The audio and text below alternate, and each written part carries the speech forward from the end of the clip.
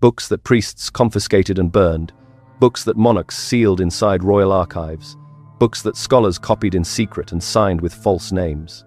The Vatican's Riserva collection has restricted access to certain volumes since 1611, and some of those volumes have never been digitized, never been photographed, never been described in public catalogues.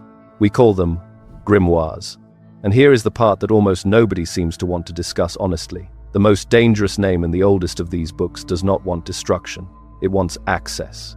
The names you must never pronounce, the sigils you must never trace, the pacts you must never sign. Welcome. Tonight we open 4 of these books. From each one, a single name, the entity its own author warned should never be called. One name appears first in all of them. The same name, the same rank, the same warnings. That name is Bael. What follows is esoteric tradition and religious folklore. Read closely. I am not making metaphysical claims, but the same warnings surface, century after century, in books that never met each other, and some patterns persist for reasons we do not entirely understand. That is not a supernatural argument. It is a historical one, and it deserves to be taken seriously on those terms. These sources still matter because they are not safely in the past. Manuscripts connected to the Ars Goetia tradition remain under restricted access in the British Library's Sloane collection, available only to credentialed researchers, only by appointment. The conversation these books started has never fully closed. If the darker corners of esoteric history fascinate you, subscribe. Every week we read what was never meant to be read. So, who is Baal? What do the primary sources actually say about him? And why does the tradition insist on placing him first? Let us find out, carefully, together, starting with the man who gave him a rank, a number, and a set of very specific instructions. If you travel to the city of Arnhem in the Netherlands and trace your way back through its archives, you will eventually arrive at the career of Johann Vier, Latinized as Johannes Virus, physician, demonologist, and one of the most complicated figures the 16th century produced. In 1577, Vier appended a catalogue to his larger work, De Praestigiis Daemonum. He called that catalogue the Pseudo-Monarchia Daemonum, the false monarchy of demons. 69 spirits, ranked and described, with instructions attached. Bael is listed first. Not second, not buried in the middle, first among 69. The Pseudo-Monarchia does not carry a manuscript number the way an illuminated codex does. It was printed, circulated, read. But the editions that survive, including the 1,583 Frankfurt printing, are held in restricted rare book collections across Europe, and they are handled with cotton gloves. Vier was a practicing physician who genuinely believed he was documenting real entities. He was also, simultaneously, one of the earliest voices arguing that accused witches were mentally ill rather than supernaturally guilty. That tension runs through every page he wrote. The tradition attached to Bael in the Pseudo-Monarchia is specific and strange. Supposedly, Vier drew on earlier oral and manuscript sources he never fully names, to compile his descriptions. The legend continues that Bael rules over the eastern region of hell, commands 66 legions of spirits, and appears in one of 3 forms: a man, a cat, or a toad. Or, the tradition tells us, all 3 simultaneously, a composite king, a figure whose identity refuses to resolve into a single shape. Read that slowly. A man, a cat, a toad, at once. But here is the line that has unsettled magicians for 400 years. Vier writes that Bael maketh men to go invisible. Read that again. Not powerful, not fearsome, not destructive. He maketh men to go invisible. I want you to notice what it does not say. It does not say he destroys enemies. It does not say he grants wealth or commands armies, though those attributes appear elsewhere in the tradition. The primary gift, the first gift, the gift Vier places at the front of the entry, is concealment. Invisibility, the ability to move through the world unseen. That is what the first king of hell, according to Johann Vier, actually offers. Not the symbol, the thing. The name itself is worth a moment. Bael, in this tradition, derives from Baal, the Semitic word for lord, for master, for owner of land. Not a personal name at all, a title. The same root that runs through dozens of Canaanite place names, through the Hebrew Bible's most furious denunciations, through centuries of theological argument about what exactly the ancient Israelites were worshipping on those hilltops. Baal is a title that became a name, that became a demon. a word that is itself a demotion.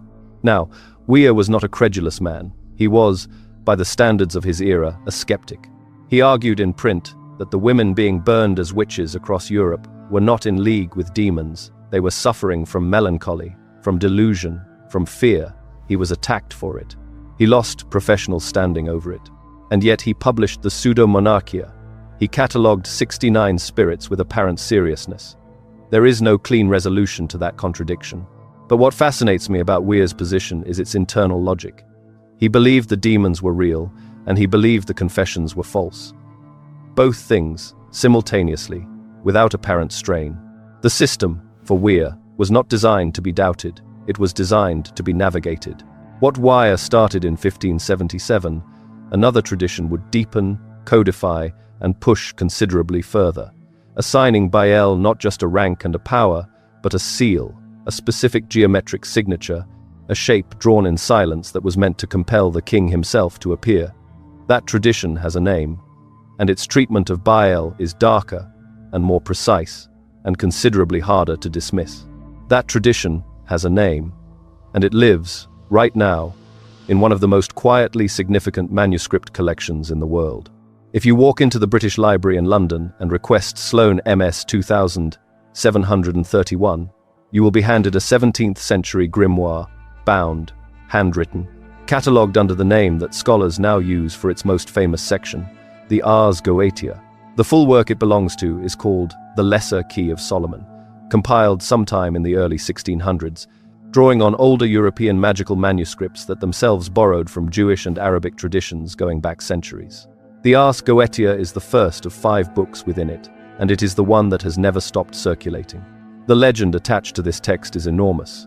The tradition tells us that Solomon himself, the biblical king, bound 72 spirits into a brass vessel and cast them into a lake, and that centuries later Babylonian treasure hunters broke open the vessel hoping to find gold, and released every one of them back into the world. The Ars Goetia supposedly preserves the names, ranks, seals, and methods for controlling those spirits. Supposedly, the legend continues that any practitioner who works with this text without proper protective procedure will find the spirit turning the working back on them. That is the internal logic of the system. It is not designed to be approached casually. And at the very top of that system, listed first among all 72, is the entity we have been tracking through every source in this series. Here is the line that has unsettled magicians for 400 years.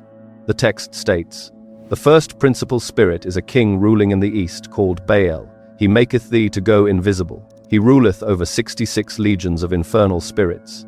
Read that again, slowly. The first and principal. Not first in alphabetical order. Not first by accident of manuscript arrangement.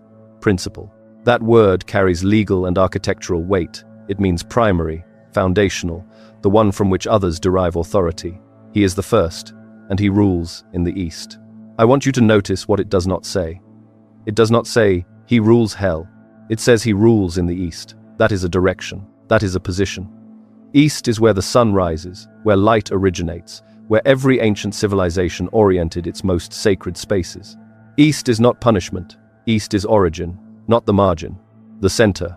66 legions. A Roman legion in the classical period numbered somewhere between 4,000 and 6,000 soldiers. The text is deploying military architecture deliberately. This is not a description of a spirit. This is a description of a command structure. A hierarchy with Bael at the apex, controlling a force that, if you run the numbers from classical military scale, represents somewhere between 250,000 and nearly 400,000 subordinate entities. The scale is the point. Baal, and we will get to the full Canaanite root in the next chapter, derives from the northwest Semitic Baal, meaning Lord, Master, Owner. It is not a personal name, it is a title, a functional designation. Baal simply meant the one who owns this, the one who has authority here, a name that is itself a deed of ownership. Now, there is no verified historical King Solomon who performed the brass vessel binding.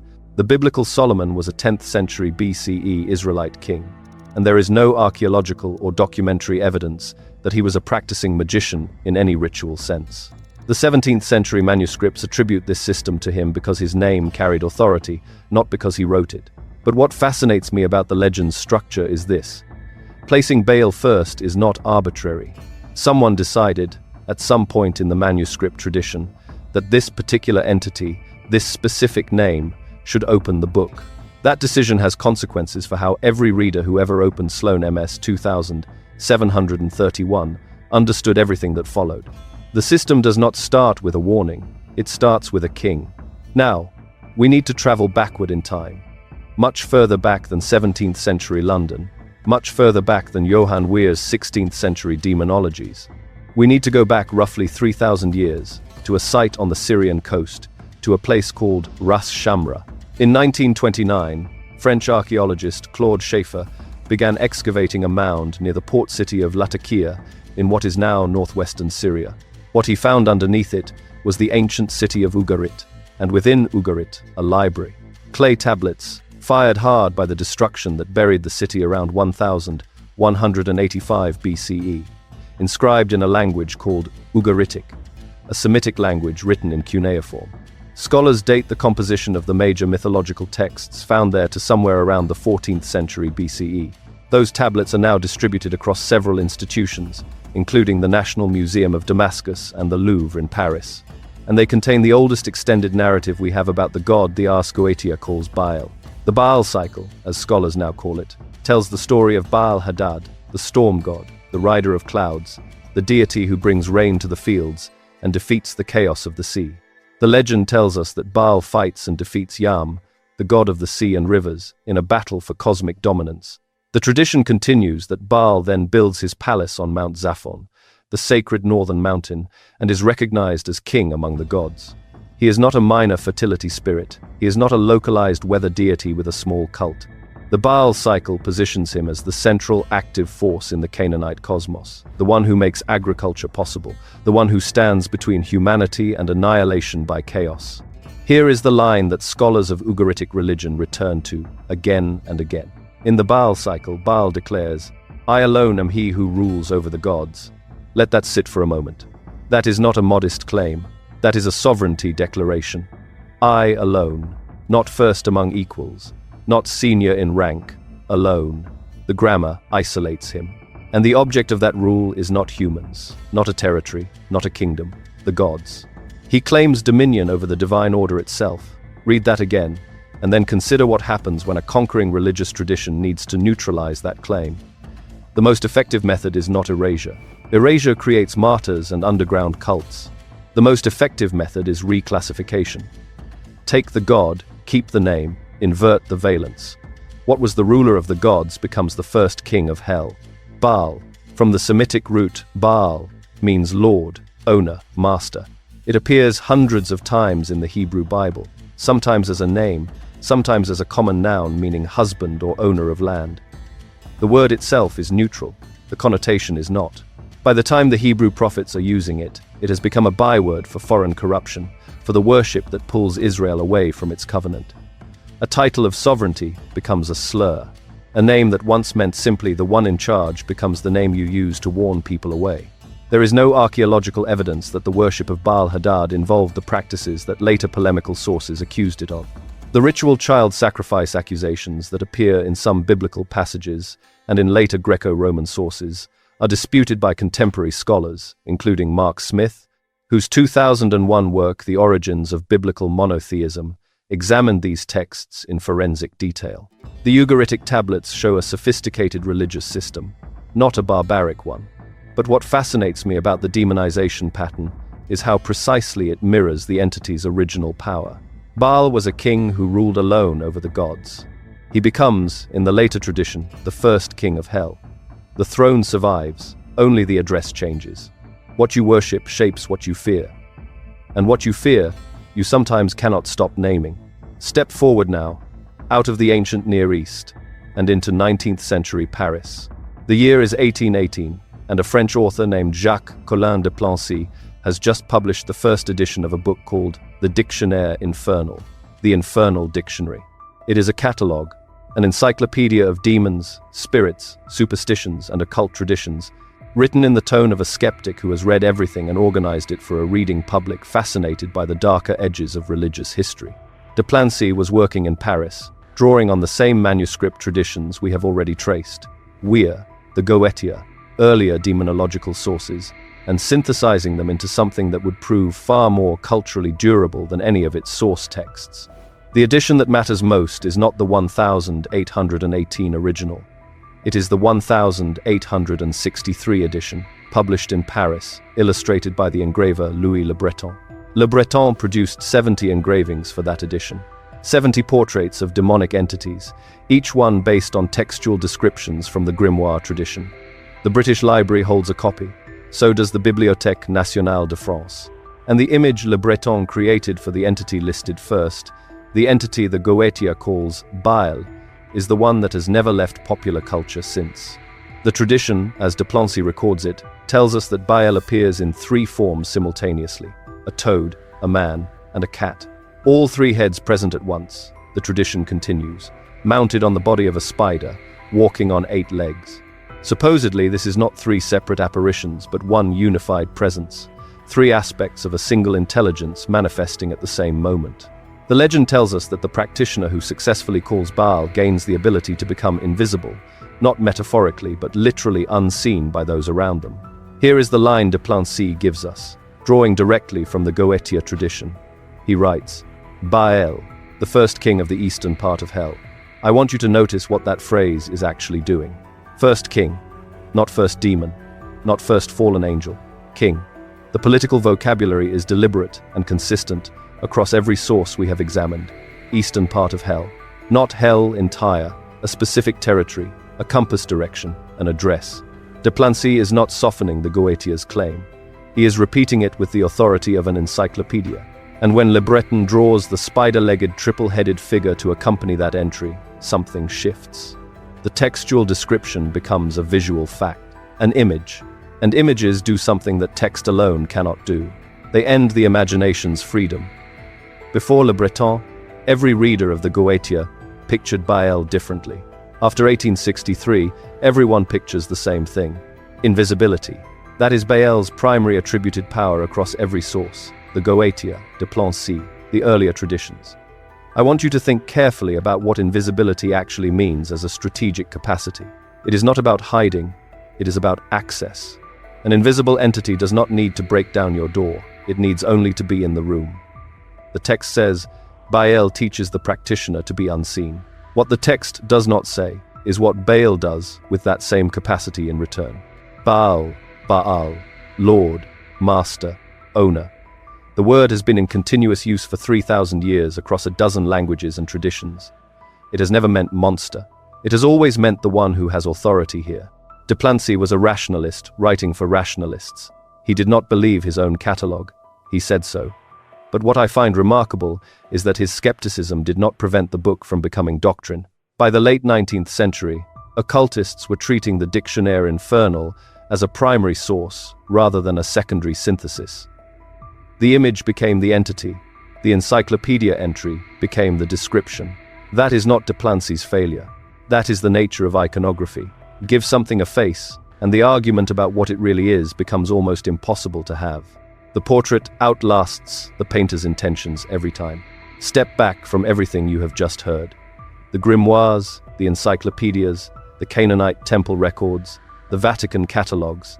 Every author who touched this material and left a written account was doing the same thing. They wrote them the way a man who has crossed a minefield draws a map for the next traveler. Not so the next traveler can admire the landscape, so the next traveler can live. The manuscripts are still there. Munich, London, the Vatican. Catalogued, restricted, read mostly by people who do not believe a word of them. Do not speak the name carelessly. Do not call what you do not understand. Do not open what you are not prepared to close. The first king has always been patient. My friends, wherever you are, look carefully at what you read. Before you read it, what does the first king want from you?